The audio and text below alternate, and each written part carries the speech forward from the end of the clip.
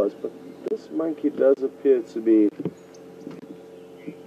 a little bit too small to be on its own. Now I just wonder if we can't see the rest of the troop in a nearby tree, or if it is in fact stranded. It's busy plucking off the berries from this buffalo thorn tree, and they've got a sugary coating which can be quite tasty, and even us as humans can nibble on these seeds of the marula tree, the buffalo thorn tree.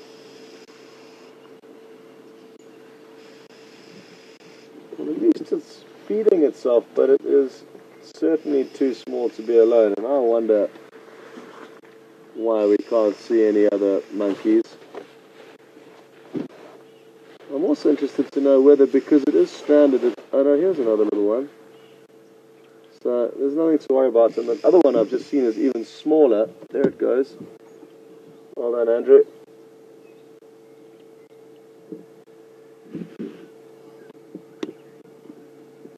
And it can be common for antelope and primates like this to move around together. The monkeys may drop down tasty morsels for the antelope to nibble on, and that's simply also just extra eyes and ears for security.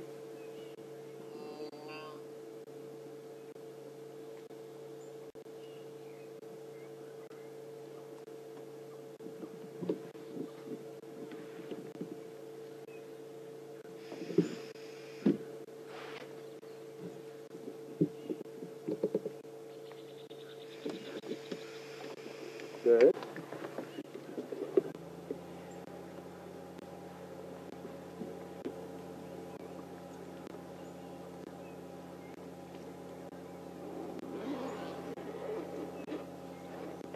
We've got a few requests that have just come through from Anne and Donna. Good morning, Anne and Donna. And Anne and Donna would like to see an alive and thriving leadwood tree. And I would love to show you one, so I will keep my eyes open and show you not only a dead one, like we've just looked at, but also a living one.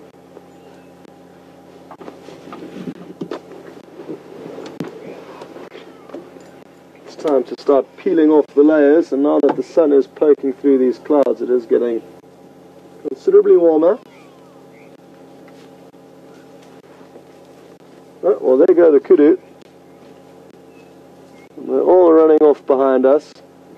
So that's the end of that. But the monkeys might provide us with a little bit more attention, or action rather.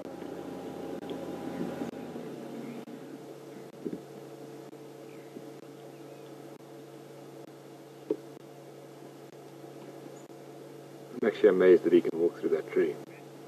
Well, you see, and myself included. Now, Andrew has just mentioned that he cannot believe how effortlessly this little monkey is walking through this tree.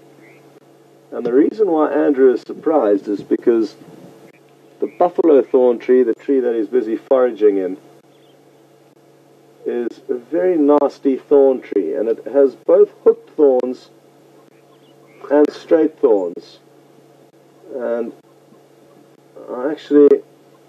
it brings me back to when I first came out to the bush for an interview to get a job, or actually to get onto a training course at a lodge. And I went out with the head trainer on an assessment drive or an interview drive, and he asked me to, cute, bouncing off into the bushes, he asked me to go and break off a branch of one of these trees because I didn't know what the tree was. I said, well, just head over and break off a branch, and you might be able to get an idea of what this tree is, on a closer inspection. Now, the wood of the buffalo thorn tree is quite strong, so it's not easy to snap off the branches. And obviously, with all these thorns, both a hooked thorn and a straight thorn, that kind of grow opposite to one another like that, if that makes any sense.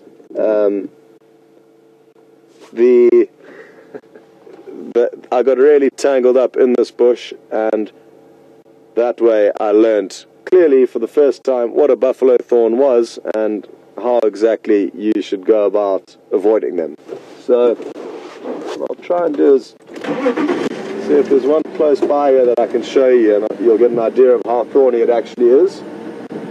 And then you too will be amazed at how easily the monkey was moving through a very, very thorny bush.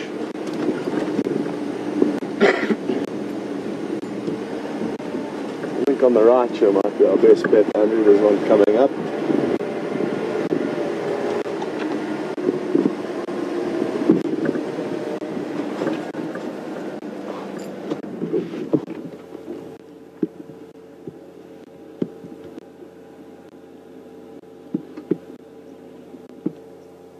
So, there you've got a good idea of what we're talking about now. There's both this very straight thorn and also the other recurved thorn, so it doesn't matter which way you're going, you're going to get punctured. I've actually seen somebody get pulled off a vehicle by the thorns and branches of one of these trees. We were fighting a fire, and there were about 10 of us standing on a trailer being pulled behind the tractor to get us into position to then go and fight the fire. And there was railings along the front of the trailer and the side of the trailer, but nothing at the back, so you could run and jump off the back and back on if you needed to get onto the trailer.